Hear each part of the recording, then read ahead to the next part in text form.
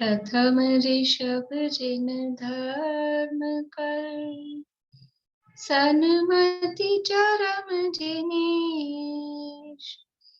विघ्न हरन मंगल करन, भवतम दुरित दिनेश।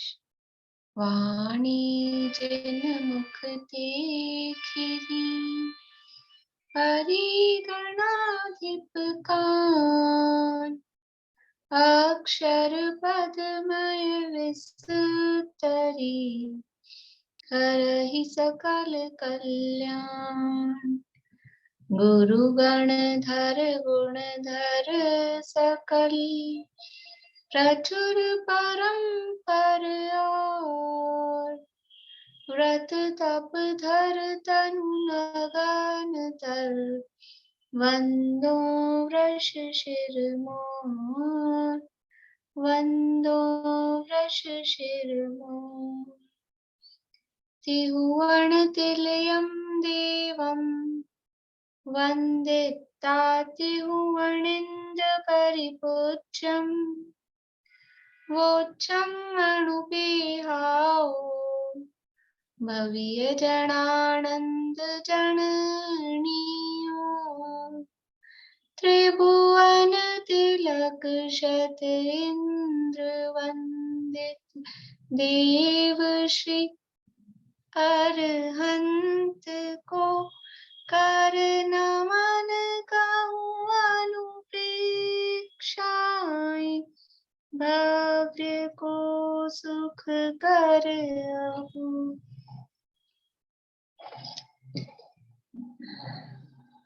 गाथाएं बोलेंगे। आचरण अनुपेक्षा की गाथाएं बोलेंगे।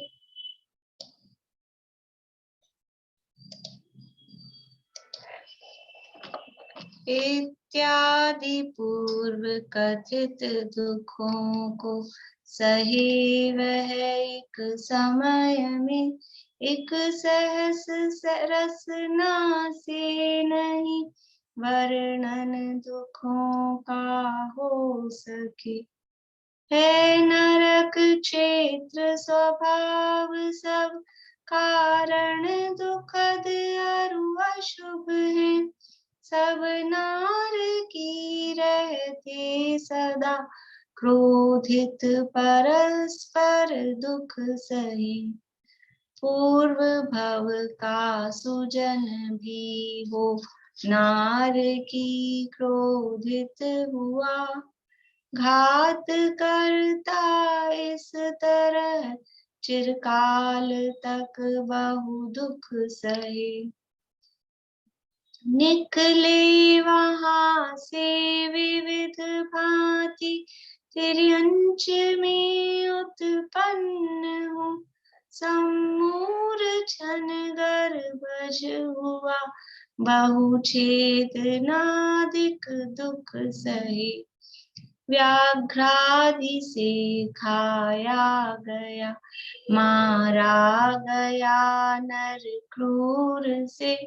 संतप्त होता सब जगह, भयभीत हो अति दुख सहे। भक्षण करें वे परस्पर, अति तीव्र दारुण दुख लहे। जननी करे भक्षण जहाँ, फिर अन्य क्या रक्षा करे। अति प्यास से प्यासा तथा, अति भूख से भूखा रहे। उदराग्नि से जलता हुआ, अति तीव्र दारुण दुख सहे। पूर्वोक्त विविध प्रकार के दुख सहे, तिर्यक योनि में। उस योनि को तज कर हुआ, लब्धि अपर्याप्तक मनुज। गर्भ में सिकुड़े हुए सब अंग और प्रत्यंग है।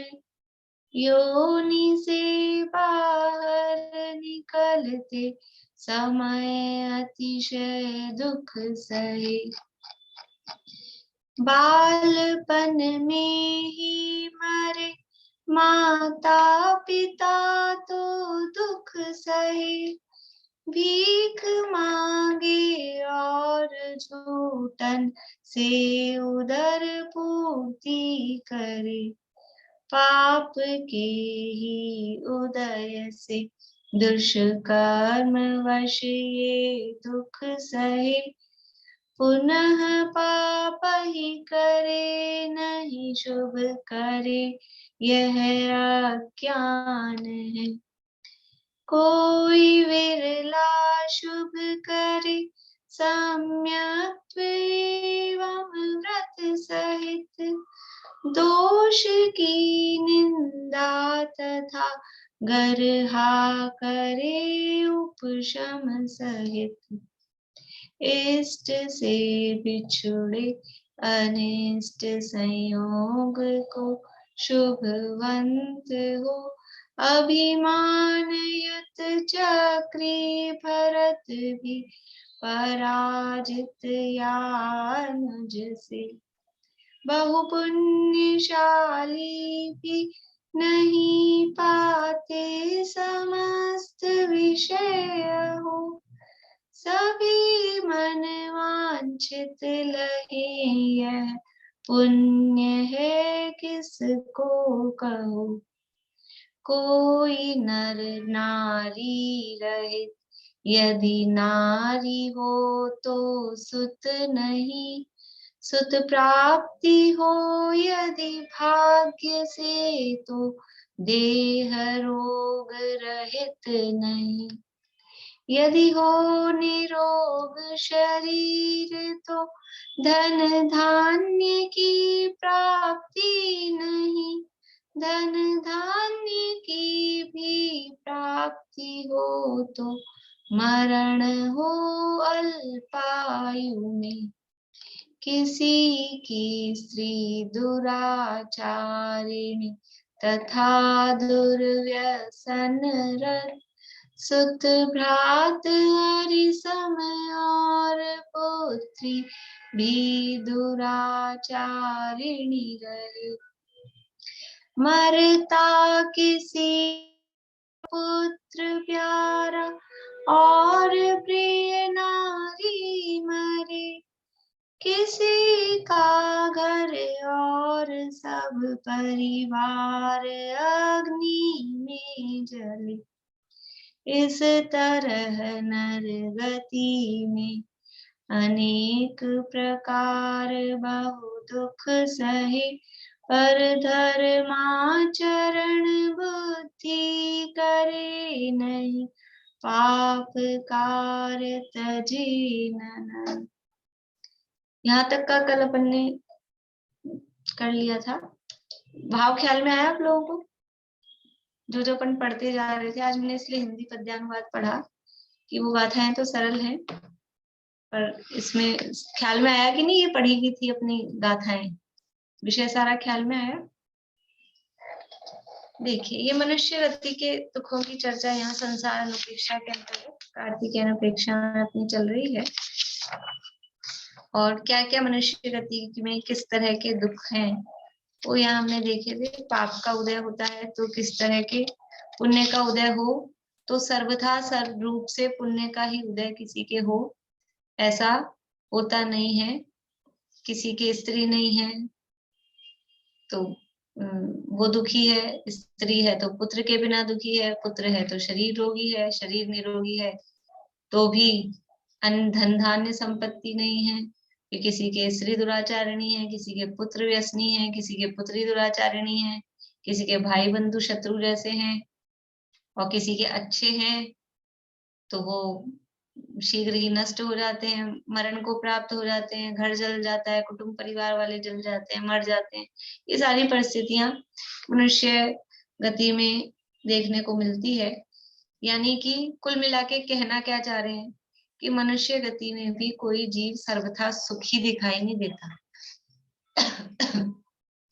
पुण्य का उदय हो बाहर में अनुकूलताएं दिख रही हो तो भी टोटली पुण्य का उदय हो, सब प्रकार से पुण्य का उदय हो, ऐसा कोई मनुष्य दिखाई नहीं देता। ये सारा इस सबका सार है। देखिए ये 55 नंबर की गाथा से अपन पढ़ते हैं, पढ़ी थी कल लेकिन थोड़ी सी इस पर चर्चा और करके। पेज नंबर 23 पे गाथा नंबर 55 है, कार्तिकेय प्रेक्षा में।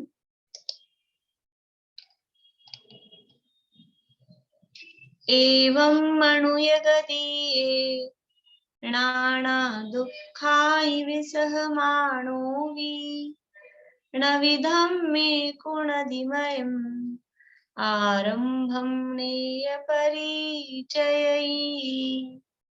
इस तरह नर गति में अनेक प्रकार बहु दुख सहे पर धर्माचरण बुद्धि करे नहीं पाप कार्य तजे नर।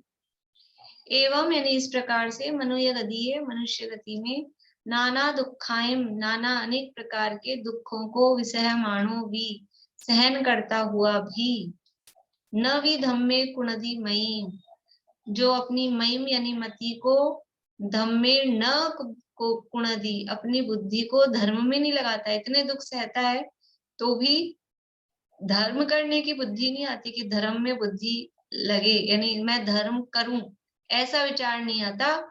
आरंभम नेय परिचय जो आरंभ है, जो पाप के काम है उनको नेय नहीं परिचय नहीं छोड़ता है, नहीं त्यागता है। मतलब दुख पे दुख भोगता जा रहा है और दुखी हो रहा है और फिर भी उन दुखों को दूर करने के लिए और पाप करता जा रहा है। ये नहीं सोच रहा है कि मेरे इतना दुख आ रहा है तो मैं थोड़ा धर्म में दिमाग लगाऊं, थोड़ा धर्म कार्य करूं। दुखों को दूर करने का यदि कोई उपाय है तो वो पाप करना तो और दुखों को आमंत्रण देना है, आरंभ करना, विषय भोगों में लीन होना। जो भी कोई दुख की परिस्थितियां हमारे सामने बनती है, अभी दुख की परिस्थितियां बड़ी बड़ी नहीं, ये भी दुख है ना, भूख का, प्यास का, सर्दी का, गर्मी का, ये भी तो दुख ही है। उनको दूर करने के लिए क्या करते हैं कि उन विषयों में रक्त होते हैं, उन विषयों में आसक्त होते हैं। तो इन दुखों को दूर करने का उपाय विषय सेवन करना नहीं है, अपितु वो विषय सेवन करने से तो और पाप होगा। पाप के उदय में तो दुख आया है और विषय सेवन करके क्या होगा, और पाप बंधेगा। तो वो पाप के उदय में जो दुख आया था उसको दूर करने के लिए कुछ अपोजिट काम करना चाहिए था ना। जिसके जिसके फल में जो परिस्थिति बनी है, वो दुख बना है, वो हमको पसंद नहीं आ रहा, तो उससे अपोजिट काम करना चाहिए था। लेकिन हम क्या कर रहे हैं फिर से कि वो पाप के उदय में दुख आया और फिर से पाप कर रहे हैं। तो पाप कर रहे हैं तो क्या होगा, पाप ही बंधेगा, पाप बंधेगा तो उदय में क्या आएगा, फिर से पाप वही उदय में आएगा और उसके फल में फिर क्या मिलेगा, फिर से दुख मिलेगा। तो वो जो दुख है, उस दुख को से छूटने का, उस दुख से दूर होने का उपाय वो विषय भोग करके पाप करना वो उपाय नहीं है, अपितु उन विषय भोगों से दूर होना, धर्म करना, विषयों से विरक्त होना, वो उस दुख से दूर होने का उपाय है। लेकिन 99% सामान्यतः यही देखा जाता है कि जी दुखी होता है और दुखी है ही संसार में, मनुष्य गति में सब, और फिर उस दुख को दूर करने के लिए और वापस से आरंभ ही आरंभ, पाप ही पाप वो करता जा रहा है, विषय भोगता जा रहा है। तो कैसे सुखी होगा जहां सुख है नहीं, जो सुख का उपाय नहीं है, जिस तरीके से सुख मिल नहीं सकता है और वो ही काम करता रहे, तो सुखी कैसे होगा। चाहता तो है सुखी होना, सुख प्राप्ति हेतु प्रयत्न करते, लेकिन कौन कौन होता है सुखी, सुखी होना तो मुश्किल बात है, सुख जाता दूर है, वो सुख और दूर दूर दूर होता जाता है। क्यों? क्योंकि प्रयत्न ही गलत है, उपाय ही उल्टा कर रहे हैं, उपाय ही गलत कर रहे हैं। इसलिए यहाँ आचार्य देव समझ लो करुणा करके कह रहे हैं कि नविधम्मे कुणदी मयीम आरंभम नेय परिचय, कि ये इस तरह से नाना दुखाइम अनेक प्रकार के दुखों को सहता है, फिर भी धर्माचरण में बुद्धि नहीं करता, आरंभ को नहीं छोड़ता, आरंभ में ही लगा रहता है, कुछ धर्म नहीं करता। ये यहाँ पर बता रहे हैं। देखिए आगे अगली गाथा पढ़ते हैं। 56 नंबर की गाथा है। गाथा पीछे बोल रहे हैं, रेणु जी आप बोलिएगा पीछे। मैम शेयर स्क्रीन करना। हाँ। सधणो विहोदि निधनो, सधनो विहोदि निधनो, धनहीनो तह ईसरो होधी, धनहीनो तह ईसरो होदी, राया विहोदि भिक्षो, राया विहोदि भिक्षो, भिक्षो भिक्षो विहोदि नरणाहो, भिक्षो विहोदि नरेणाहो, सधणो विहोदि निधनो, धनहीनो तह ईसरो होधी, राया विहोदि भिक्षो, भिक्षो विहोदि नरणाहो। सधनो विहोदि निधनो, धनहीनो तह ईसरो होदी, राया विहोदि भिक्षो, भिक्षो विहोदि नरणाहो। देखिए क्या कह रहे हैं, सधनो, सधन यानी धन सहित, यानी जो धनवान है, वी यानी भी, होदी यानी हो जाता है, निधनो निर्धन धन रहित।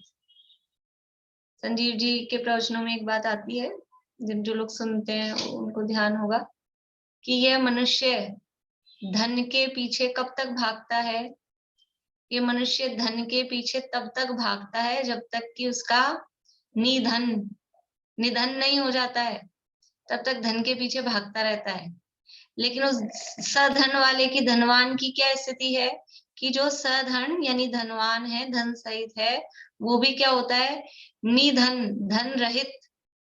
अब ये तो होता है धन रहित, और धन रहित होता है और क्या मान लेता है कि मेरा तो निधन हो गया, वो अपने को मरा हुआ मानता है। धन है तो मैं जीवित हूँ, और धन नहीं है तो मर गया, ऐसा मानता है।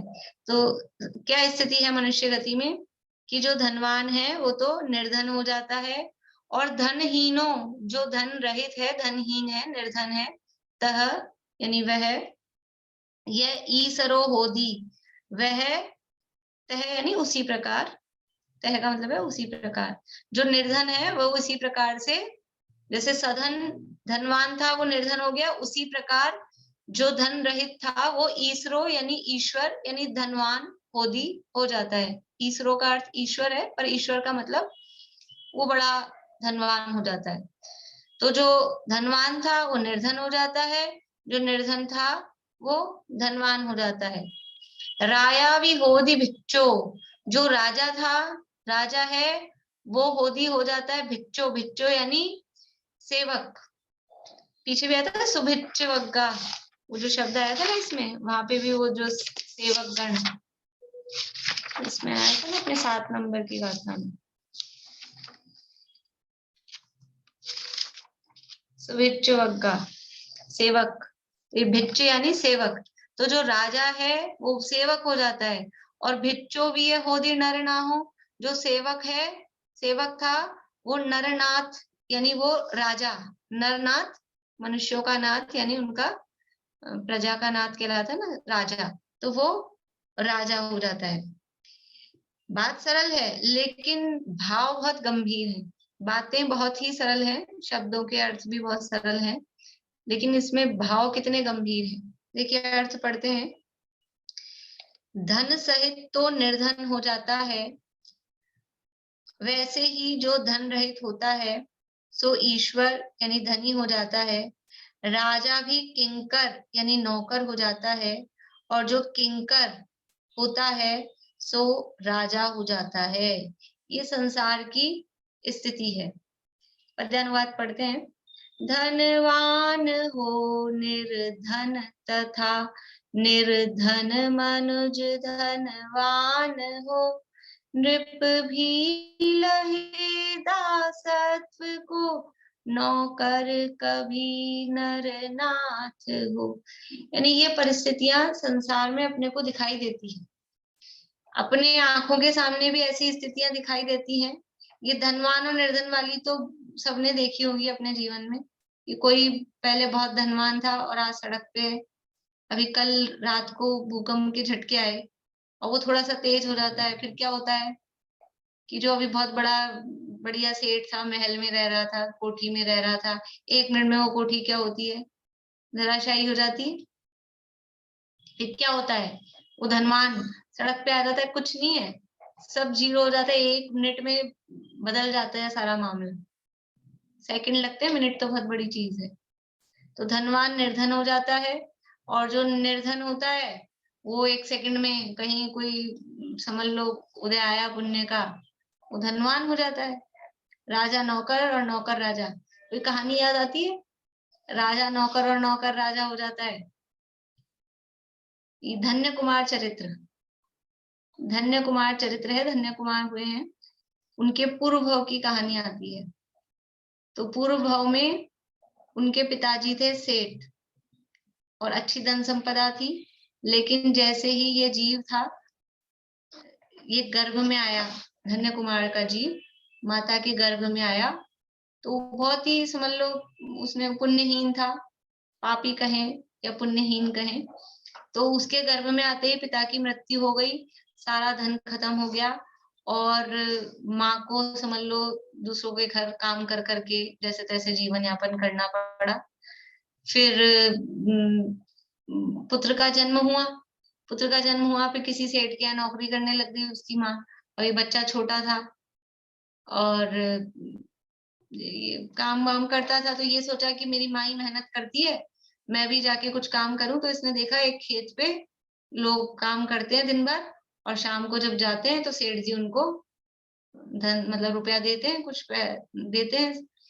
तो उसने सोचा मैं भी काम करता हूँ, उसने भी दिन भर क्या किया, खेत पे काम किया।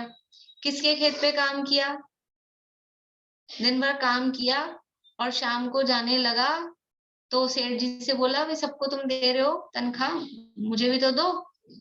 तो क्यों नहीं दे रहा था वो, कि वो जिसके सेठ पे, जिसके खेत पे वो काम कर रहा था, जो वो सेठ था, वो कौन था, वो सेठ था इनका नौकर। जब इसके पिताजी थे ना बच्चे के, जो पिताजी सेठ थे, तो उसके यहाँ पर ये था नौकर।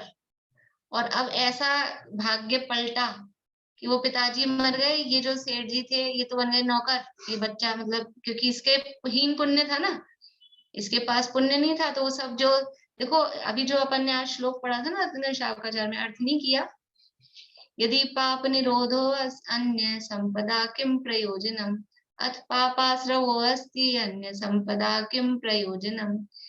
यदि कितनी धन संपदा इकट्ठी कर लो, अब उसके पिताजी ने खूब धन संपदा इकट्ठा कर रखी थी, 7 पीढ़ी तक चले इतना पैसा था, लेकिन क्या हुआ कि वो जो जीव गर्भ में आया वो पुण्यहीन था, तो सारा कहाँ गायब हो जाता है, सारा धन कहाँ चला जाता है नहीं पता लगता है, सब खाली, और वो सड़क पे आ गए, वो नौकर बन गए। तो वो जो नौकर था वो सेठ बन गया, तो उसको अंदर से मतलब उसको घमंड नहीं आ रहा था, उसको संसार की विचित्रता देख के उसको अंदर से वैराग्य आ रहा था कि क्या स्थिति है, ये हमारे सेठ जी थे, कल तक मैं इनसे तनख्वाह लेता था, आज ये सेठ जी नौकर बन के तनख्वाह ले रहे हैं। तो उसको अंदर से ऐसा आया कि ये भाई हमारे सेठ जी थे, तो मैं कुछ उसका भाई उपकार चुकाऊं कुछ। तो उसने सबको तो वो देता था कुछ रुपया वुपया जो भी जितना होता था, इसको कलश भर के सोने की मोहरे भी सोचा मैं इसका कुछ उपकार कर दूं, मेरे सेठ जी थे, सेठ जी का बेटा है, तो कलश भर के सोने की मोहरे देने लगा। तो क्या हुआ, जैसे उस बच्चे के हाथ में पकड़ाई, उसका नाम था अकृत पुण्य। क्या नाम रखा था माने, अकृत पुण्य। अकृत पुण्य मतलब अकृत नहीं किया है पुण्य जिसने, क्योंकि उसके गर्भ में आते ही ये स्थिति हुई ना, तो माँ को भी समझ में आ गया कि कोई पुण्यहीन जीव ये मेरे गर्भ में आया है।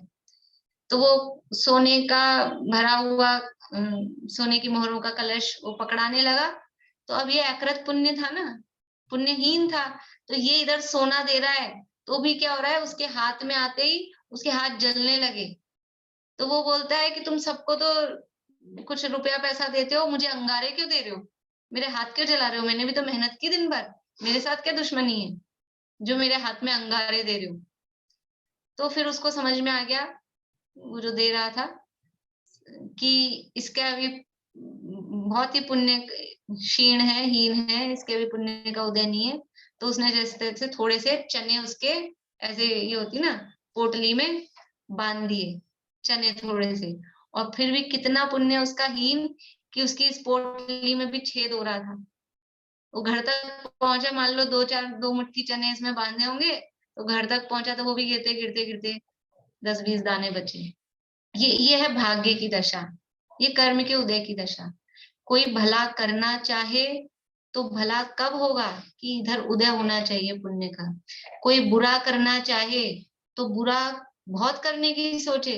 और यही बहुत ही अच्छी कहानी, मतलब ऐसा लगता है कि ये पढ़ो ना, सारे जिनागम का सारा सब इसमें आ जाता है। ये धन्य कुमार चरित्र, वो जो है ना बोधि समाधि निधान, उसमें है, मैंने पीडीएफ डाल रखी है टेलीग्राम पे, तो होगी, आप लोग देखेंगे तो, और जिन लोगों के पास हार्ड कॉपी है।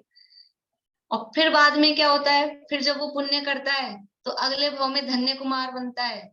तो बहुत उसके भाई उसका बुरा करना चाहते हैं, मारना चाहते हैं, बात बात में वो बुरा करना चाहते हैं, लेकिन इधर ये इतना पुण्य करके आया है कि वो मारने की सोचते हैं और इसको धन संपदा मिलती जाती है।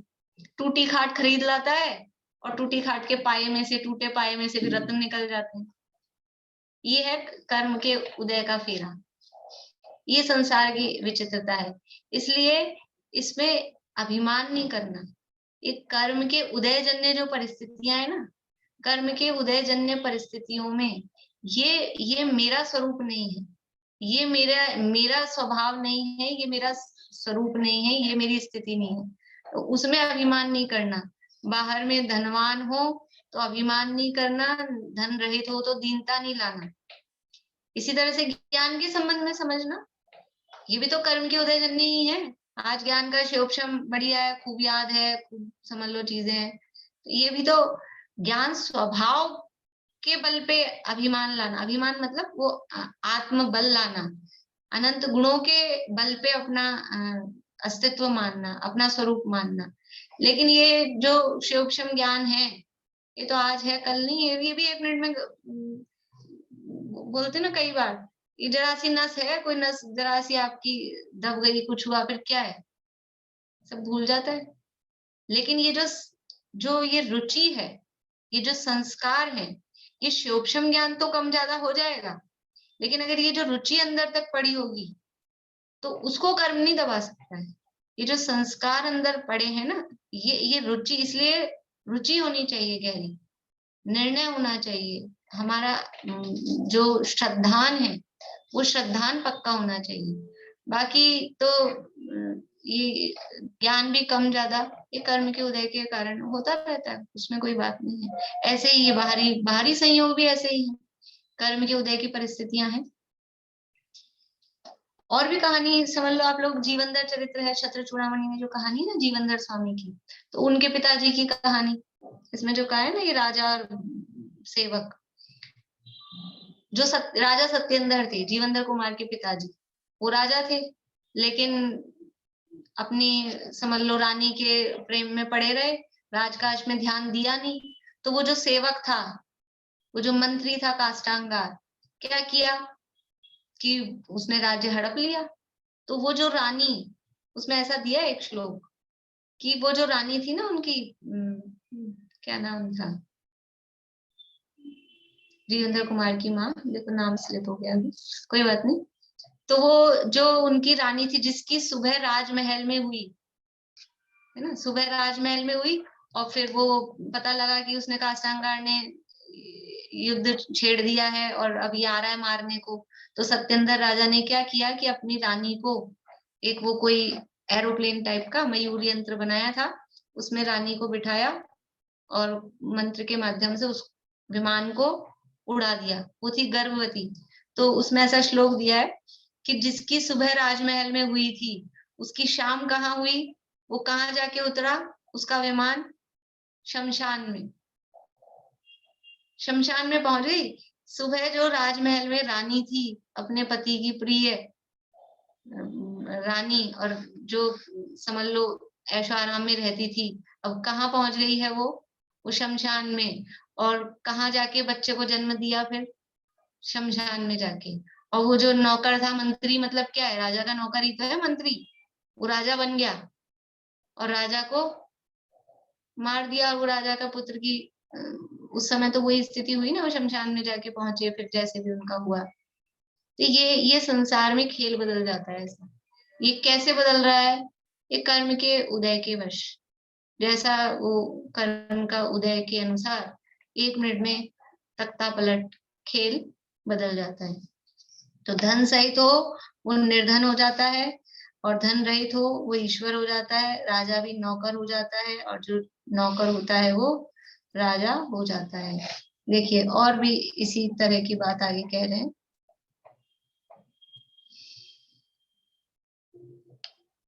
मीना चाची आप बोलिएगा आगे गाथा।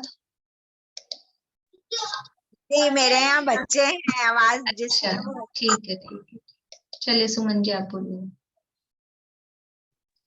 सत्तु विहोदी मित्तो, सत्तु विहोदी मित्तो, मित्तो वियजायते तः सत्तु, मित्तो वियजायते तः सत्तु, कम्म विवाय वसादो, कम्म विवाय वसादो, एसो संसार सभावो, एसो संसार सद्भावो, सत्तु विहोदी मित्तो, मित्तो वियजायते तः सत्तु, कम्म विवाय वसादो, एसो संसार सभावो। सत्तु विहोदी मित्तो, मित्तो वियजायते तः सत्तु, कम्म विवाय वसादो, एसो संसार सद्भावो। सत्तु यानी शत्रु, वी यानी भी, होदी होता है, मित्तो यानी मित्र, शत्रु भी मित्र हो जाता है। मित्तो भी जाए दे तहा सत्तु, और जो मित्र होता है वो शत्रु हो जाता है। जाए दे यानी हो जाता है, तहा उसी प्रकार से सत्तु यानी शत्रु। जो शत्रु होता है वो मित्र हो जाता है, जो मित्र होता है वो शत्रु हो जाता है। कैसे हो जाता है? कम विवाय वसादो, कर्म के विपाक के वश।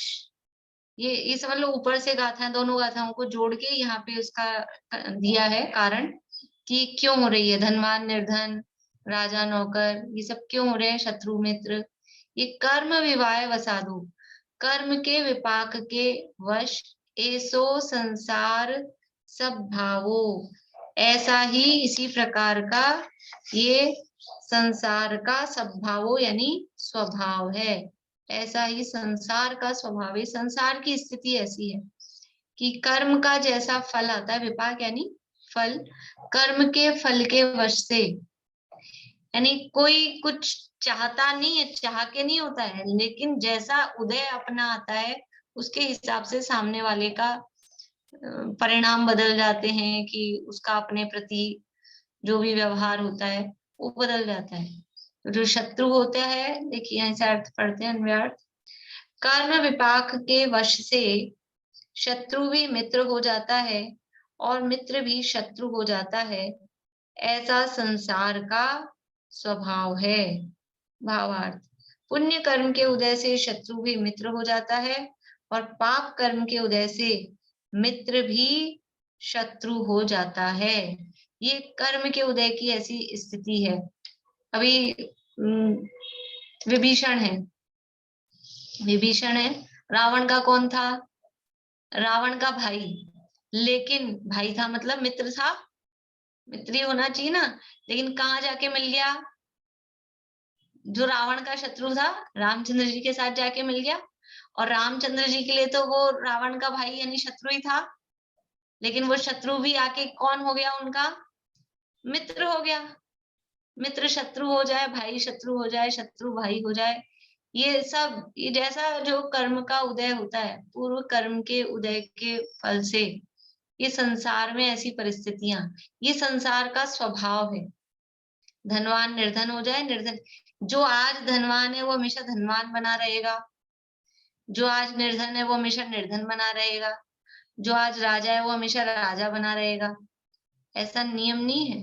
और चलो कभी कभी ऐसा देखा जाएगा इस भाव में वो पूरे टाइम राजा, कभी तो ऐसा होता है इसी भाव में अभी राजा था अभी नौकर हो गया, इसी भाव में बदल गया। कभी कदाचित इस भाव में नहीं बदलता हुआ दिखे, तो इस भाव में राजा है, अगले भाव में क्या होगा, अभी आगे गाथा आएगी, वो कीड़ा बन जाएगा। अभी तुम राजा हो और फिर अगले भाव में मर के आने वाली है, इसमें अभी गाथा, गाथा तो नहीं है पर वो ये इसी में है, समझ लो गाथा ही है। ये गाथा आएगी 63 नंबर की, कि वो कीड़ा हो जाता है, राजा था वो मर के कीड़ा हो जाएगा, तो हमेशा राजा बना रहेगा क्या? ऐसा नहीं है। जो संसार में जो संबंध है शत्रु मित्र के, वो भी बदलते रहते हैं। जो पिछले भाव में जिससे बहुत स्नेह था, बहुत प्रेम था, तो वो उस स्नेह के वश होके अगले भाव में क्या करता है, वो उसका हरण कर लेता है। तो हरण किया तो ये मित्रता की कि शत्रुता की? रावण ने सीता का हरण क्यों किया? रावण को कोई सीता से दुश्मनी थोड़ी ना थी, सीता से प्रेम ही था। और पूर्व भाव का, पिछले भाव में भी वो उसको चाहता था, वो ऐसा पिछले भावों से वो चल रहा था, वो उसको नहीं मिलती थी। तो वो अब तुम उसका यानी प्रेम है, तो ये काम क्या किया? काम तो शत्रुता का किया, काम अच्छा थोड़ी ना किया। और भी इसी तरह की समझ लो कहानियां आती है, पुराण पढ़ते ना प्रथमान योग में, तो ये जो यहाँ जो बात चल रही है उसके उदाहरण सारे पुराणों में मिलते हैं, कथाओं में मिलते हैं। और ये बातें बिल्कुल स्पष्ट दिखती हैं, वस्तु स्थिति ऐसी दिखती है कि यही है। आदिनाथ ऋषभदेव भगवान का, आदिनाथ भगवान का जो पुराण है, जो चरित्र है, उसके उनके पूर्व भावों की जो आती है, 10 भाव पूर्व की, जिन्होंने पढ़ा होगा उनको ख्याल होगा, 10 भाव पूर्व में महाबल नाम के राजा थे आदिनाथ भगवान। आदिनाथ से 10वें भाव पहले, जहां से मतलब कहानी शुरू होती है पुराण में उनकी। और उनके 4 मंत्री थे। तो एक मंत्री था वो तो जैन धर्मी था, जैन धर्म का श्रद्धानी था, सम्यक दृष्टि था। और बाकी के 3 थे वो सब ऐसे ही थे, दुष्ट थे समझ लो, विधर्मी थे, धर्म में रुचि नहीं थी। और ये जो मंत्री था, मतलब सम्यक दृष्टि जो मंत्री था, वो राजा को समझाता रहता था। उस भाव में भी उन्होंने समझाया, पर वो राजा सम्यक दर्शन प्राप्त नहीं कर पाए, पर फिर भी धर्म की लाइन पर लगे रहे। और बाकी के जो ये 3 मंत्री थे वो खोटे परिणामों से फिर दुर्गति में गए, नरक में, गोद आदि में गए। तो और राजा को वो भटकाने में लगे रहते थे।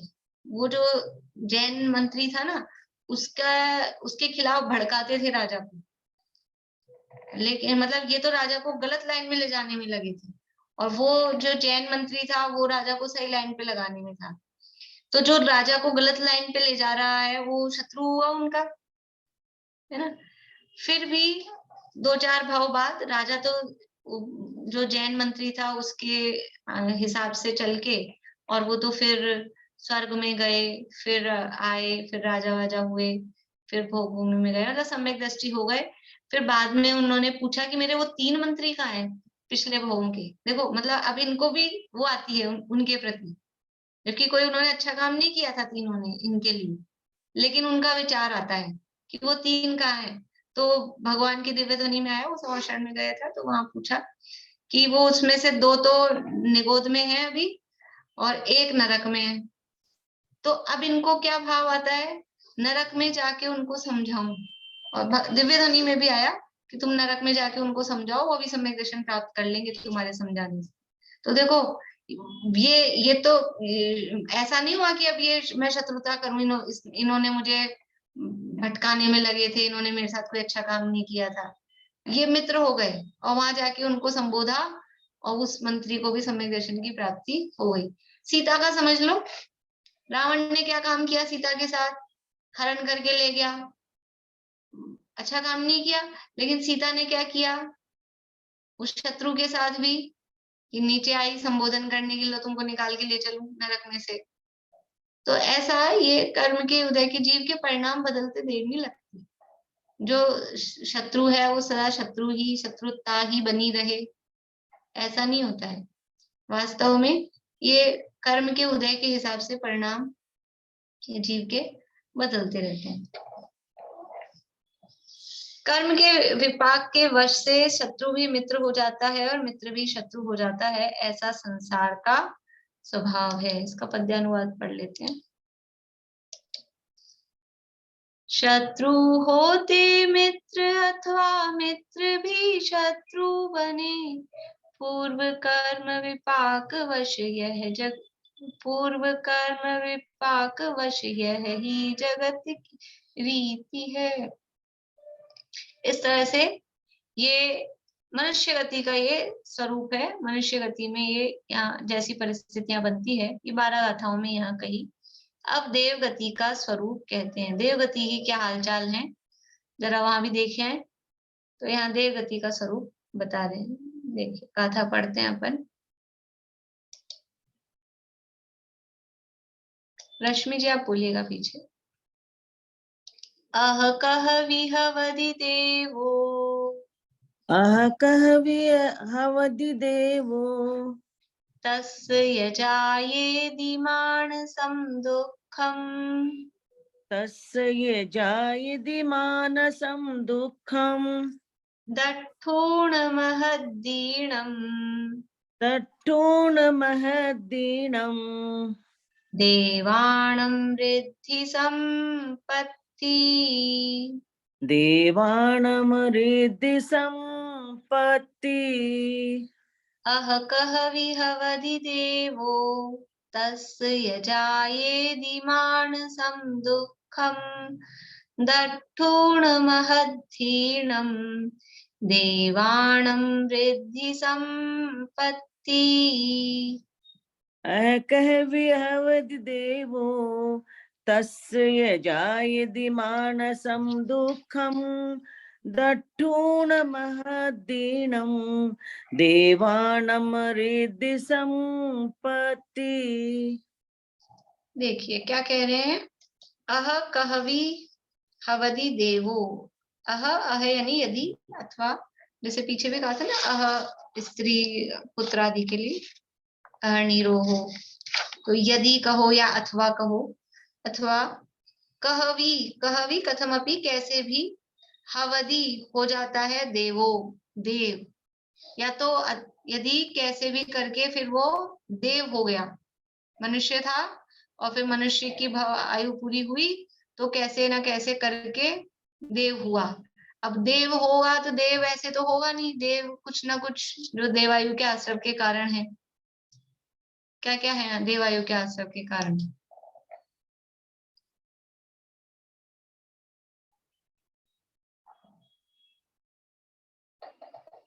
एक ही हाथ खड़ा है बस, बोलिए अलका जी पांडे। अल्प आरंभ अल्प परिग्रह देवायु के आश्रय। नहीं गलत, बोलिए सुनीता आंटी। सराग संयम सैमा सैमा बाल तपांसी देवस्य। हाँ संयमा संयम आकाम निर्जला, काम निर्जरा बाल तपांसी देवस्य। सराग संयम संयमा संयम अकाम निर्जरा बाल तप, और फिर सम्यक्तम च, वो आगे वाला सूत्र है। तो सराग संयम संयमा संयम ये तो सब सम्यक दृष्टियों की बात है। अकाम निर्जरा बाल तप यानी कुछ कुछ व्रत तप आदि कुछ पुण्य करेगा तब तो स्वर्ग मिलेगा ना, ऐसे थोड़ी ना मिलेगा। तो अह कहवई यानी कैसे भी करके, यानी कुछ उसने व्रत तप कुछ भी किया, बाल तप किया, अकाम निर्जरा करी और हावदी देवो देव हो गया। तो क्या हुआ, तस्य यजायेदि मानसम दुखम, तस्य यानी उसके भी, जायेदि, जायेदि यानी होता है, उत्पन्न होता है। क्या उत्पन्न होता है? मानसम यानी मानसिक दुखम, मानसिक दुख होता है उसके भी, मानसिक दुख होता है। क्या मानसिक दुख होता है? दट्ठूण महद्धीणम, दट्ठूण यानी देखकर, महद्धीणम यानी महान जो रिद्धियां हैं, महान रिद्धिधारी जो देवाणम, महद्धीणम देवाणम, महान रिद्धिधारी जो देव हैं और उनकी रिद्धि संपत्ति, उनकी रिद्धियां और उनकी संपत्ति देखकर उसके बहुत मानसिक दुख उत्पन्न होता है। कैसे भी करके देव हो गया, तो देव बन गया तो भी शांति नहीं मिली। सोचते थे कि वहां तो शांति होगी, वहां तो कोई ये भाई खूब ऐशो आराम है देवगति में, लगता तो ऐसा ही, यही सुना था आज तक कि देवगति में सब सुख सुविधाएं आराम ये है। लेकिन क्या हुआ वहां पहुंचते ही भी एक, वो बोलते ना, उसने डस लिया। किसने डस लिया? कि ये मानसिक दुख। क्या मानसिक दुख? कि जो महरिद्धिधारी, महान रिद्धिधारी देव थे, उनकी रिद्धि और संपत्ति को दट्ठून उसको देखकर इसके बहुत मानसिक दुख उत्पन्न हो जाता है, टेंशन हो जाती है। औरों के तो इतनी रिद्धियां, इतनी संपत्ति, खुद देव बन गया उसकी खुशी नहीं है, लेकिन मेरे से ज्यादा औरों के पास सुख सुविधाएं, वैभव, विमान, देवियां दूसरों के पास बहुत ज्यादा है। तो ये देखकर वो मानसिक दुख से दुखी रहता है। देखिए अर्थ देखिए, अह कहवी देवो हवदी, अथवा बड़े कष्ट से देव भी होता है, तो तस उसके महद्धीणम देवाणम, बड़े रिद्धिधारक देवों की रिद्धि संपत्ति दट्ठूण, रिद्धि संपत्ति को देखकर मानसम दुखम जायेदी, मानसिक दुख उत्पन्न होता है। बहुत रिद्धिधारी जो देव हैं उनकी रिद्धियों को देखकर मानसिक दुख उत्पन्न होता है, क्योंकि देवों में सब एक से नहीं होते। लगता है देव बन गए, देव बन गए। अपन ने चौथा अध्याय तत्वार सूत्र का पढ़ा है, उसमें देवों के 10 लेवल हैं। इंद्र, सामान्य, त्रैस्त्रिंश, पारिषद, आत्मरक्ष, लोकपाल, अनीक, प्रकीर्णक, अभियोग और किल्बिषिक। तो ये अनीक, प्रकीर्णक, अभियोग और किल्बिष के 4 है ना, ये बहुत ही लोअर, अभियोग और किल्बिष तो एकदम ही लोअर लेवल के हैं, और अनीक, प्रकीर्णक ये बिल्कुल जनरल है। अनीक मतलब सेना है, प्रकीर्णक मतलब प्रजा है, तो वो कोई सामान्य है बिल्कुल। हाँ, इंद्र है, सामान्य है, त्रैस्त्रिश है, इनके थोड़ा, इनका वैभव अलग टाइप का होता है। तो समझ लो मनुष्यों में अपन समझे, एक तो सामान्य मिडिल क्लास क्या, बस समझ लो जीवन चल रहा है, इस तरह के लोग हैं, और एक बिल्कुल हाई फाई टाइप के लोग हैं। तो वो जो बड़े बड़े लोग हैं उनके बंगला, गाड़ियां, उनका समझ लो लाइफस्टाइल देख के, जो छोटे हैं इस तरह से समझ लो रह रहे हैं छोटे मोटे मकानों में, उनमें तो वो अंदर से क्या होता है कि वाह इनका कितना वैभव है, अपने पास कुछ नहीं है। ऐसे देवों में होता है, यद्यपि शारीरिक कोई कष्ट नहीं है, वो छोटे से छोटा जो भी अनीक, प्रकीर्णक भी या अभियोग किल्बिष भी है, उसके पास भी उसकी भी देवियां होंगी, उसका भी शरीर वही वैक्रियक होगा, उसके पास भी रिद्धियां होगा, लेकिन उनके पास इससे ज्यादा होगा। तो वही दुख, मेरी साड़ी इसकी साड़ी से सफेद कैसे, अपनी भी सफेद है लेकिन उसकी ज्यादा सफेद क्यों है? ये समस्या वहां रहती है। अपने पास सब है लेकिन उसके पास ज्यादा है, तो वो खुद के को भी नहीं भोग पाता है, दूसरे का देखता है तो जो अपने पास है उसको भी नहीं भोग पाता है, और वो ईर्ष्या में, वो मानसिक दुख में कि इसका ज्यादा है, इसका ज्यादा है, और उसमें ही वो दुखी रहता है। वो जो समय मिला उतना ही आनंद ले लेता, उसी को भोग लेता, उसको भी नहीं भोग पाता है। ऐसी स्थिति वहां देवों में होती है। देखो गाथा और पद्यानुवाद पढ़ते हैं।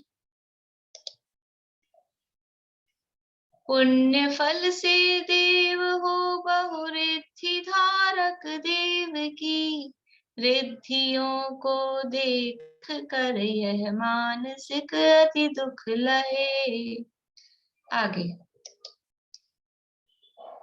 इट्ठवियोगम दुःखम, इट्ठवियोगम दुःखम, होदी महद्धीर्ण विषय तन्हादो, होदी महधीन विषय तणहादो विषय वसादो सुखम विषय वसादो सुखम जेसिम तेसिम कुतो तित्ति जेसिम तेसिम कुतो तित्ति इत्थवियोगम दुःखम होदी महद्धीन विषय तन्हादो विषय वसादो सुखम जेसिम तेसिम कुतो तित्ति इट्ठ वियोगम दुःखम होदि महद्धीन विषय तणहादो विषय वसादो सुखम जेसिम तेसिम कुतो तित्ति। और क्या समस्या है वहां पर देवगति में? इट्ठ वियोगम दुखम, वहां पे भी इष्ट के वियोग का दुख होता है। यानी देवगति में ऐसा नहीं है कि देवगति में कोई इष्ट वियोग अन्य संयोग नहीं होते हैं।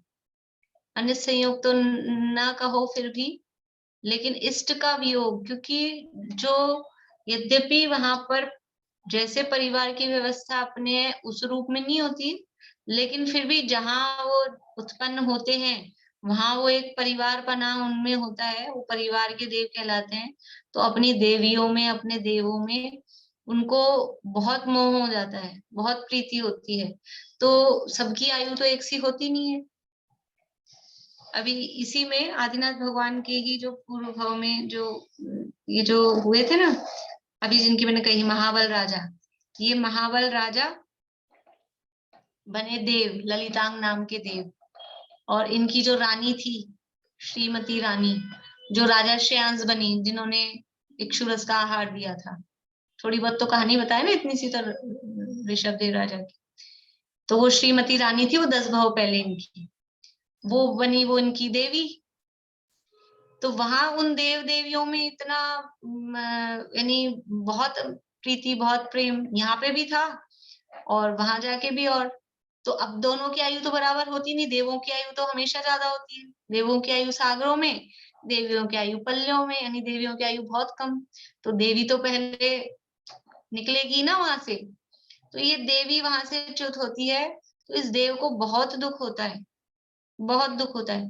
कहीं कहीं ऐसा हो कि मान लो वो देवी बाद में आई हो, उसकी काफी आयु बीतने के बाद में, तो वो देवच्युत हो जाए, फिर ये देवी रह जाए, तो ये देवी दुखी होती है।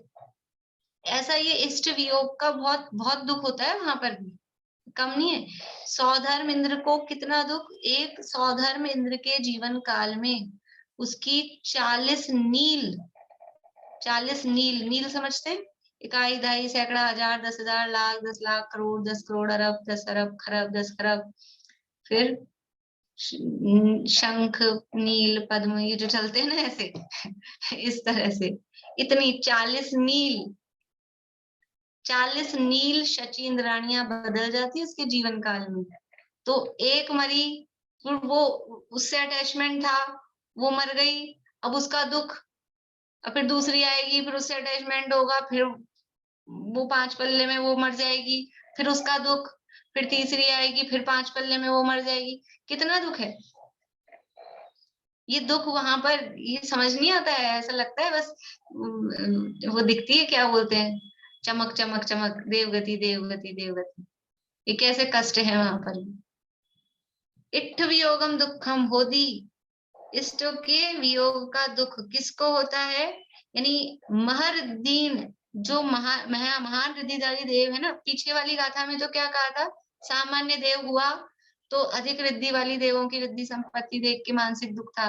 तो अब जो अच्छी, जिनके पास रिद्धि संपत्ति है, उनको तो कोई मानसिक दुख नहीं होगा ना, उनको ये इष्ट वियोग का मानसिक दुख है। उनकी रिद्धि संपत्ति तो ज्यादा है, तो वो तो चलो ठीक है, उनको वो तो कष्ट नहीं है, लेकिन ये मानसिक दुख। होदी महदीन यानी महान रिद्धिधारी देव, विषय तणहादो, विषयों की तृष्णा से, विषय यानी विषय, तणहादो यानी उसकी तृष्णा से, क्योंकि वो उससे विषय भोग भोगना चाहते हैं आपस में। और उस तृष्णा से अब ये गई, ये गया, तो वो उसकी तृष्णा से वो उनको इष्ट वियोग का दुख होता है।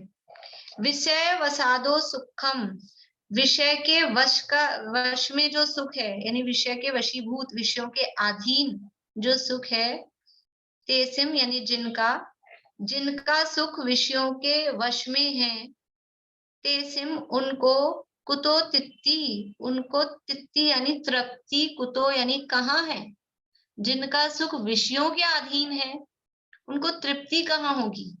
वो तो विषयों के अधीन सुख, आत्माधीन होता तो तृप्ति होती, लेकिन विषयों के सुख में तृप्ति नहीं होती। विषयों के सुख में तो वो सुख नहीं है, वो तो तृष्णा है, और तृष्णा तो पूरी होती नहीं है। मृग तृष्णा बताया था ना, वो तो पूरी होती नहीं है, वहां तृप्ति नहीं है। जैसे बोलते हैं गर्मी में प्यास लगी हो तो फ्रिज का पानी पियो, तो हम क्या बोलते हैं, फ्रिज के पानी से प्यास नहीं बुझती। प्यास नहीं बुझती मतलब तृप्ति नहीं होती। वो फ्रिज का पानी मतलब वो विषयों से तृप्ति नहीं होती। तो जो नॉर्मल पानी है, मतलब समझ लो आत्मा का आत्मिक सुख है, उदाहरण में लगाना उसको, तो आत्मिक सुख से तृप्ति होती है।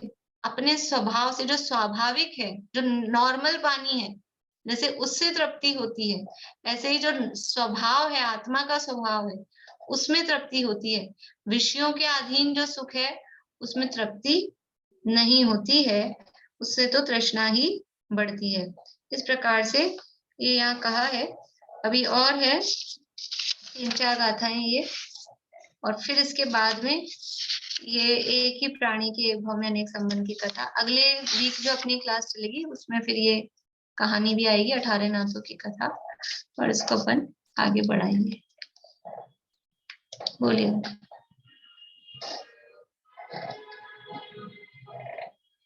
तो 35 नंबर की गाथा का अर्थ दोबारा समझना है। दूसरे आपके पास जो किताब है उसका फ्रंट पेज का वो डालो आप उसमें, तो इसमें दोनों चीजें साथ साथ चलती है।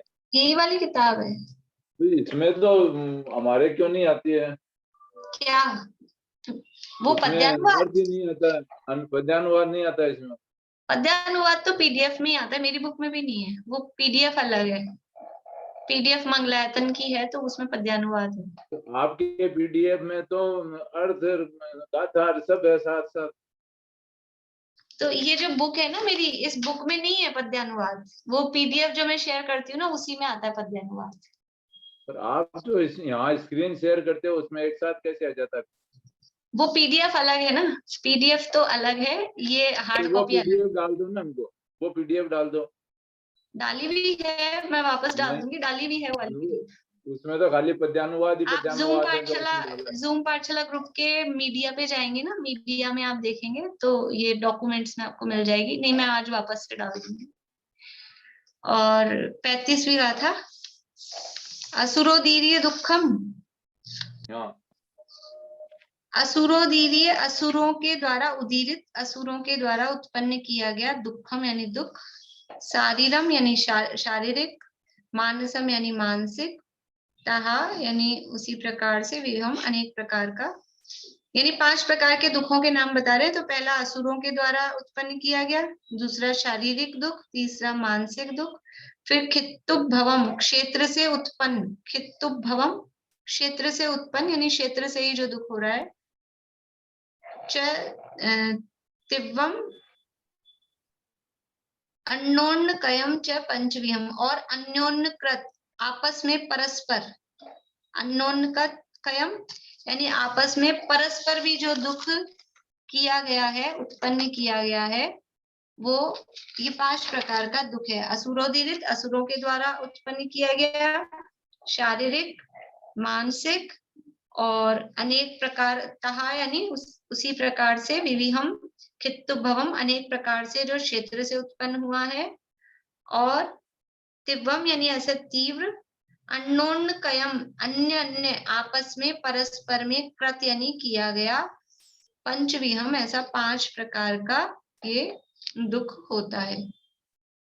ठीक है,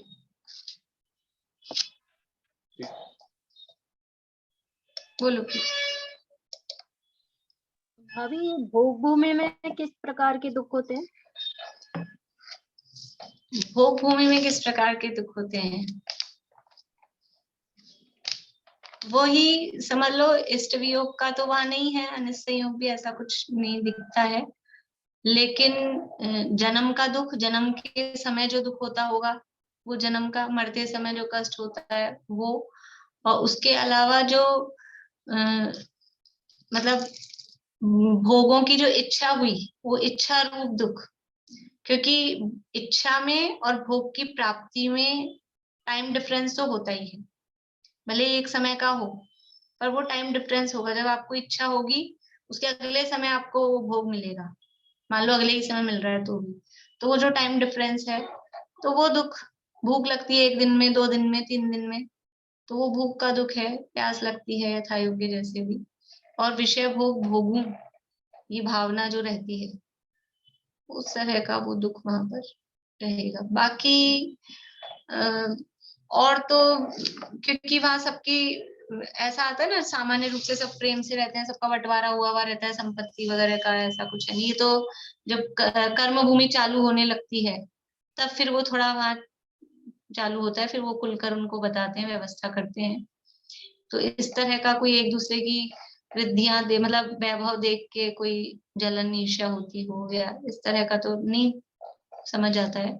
पर जो स्वाभाविक जो दुख है ना, मतलब स्वाभाविक दुख, वो वहां पर होते हैं। बाकी शारीरिक भी कोई कष्ट, क्योंकि वहां पे पुण्य प्रकृतियों के ही उदय होते हैं, वो भूमि में भी जो देवों के शरीर संबंधी पुण्य प्रकृतियों के उदय होते हैं, वही भोगभूमि में भी वैसे ही नाम कर्म में पुण्य प्रकृतियों के उदय होते हैं। वैसे कोई शारीरिक दुख भी विशेष रूप से वहां नहीं होता है, पर ये जो भोग भोगने की जो इच्छा है, भूख प्यास संबंधी है, जन्म मरण संबंधी है, वो सामान्य रूप से दुख वहां पर। जिनवाणी स्थिति कौन बोलेंगे? नीलम भाभी कल आपको बोलनी है फिर।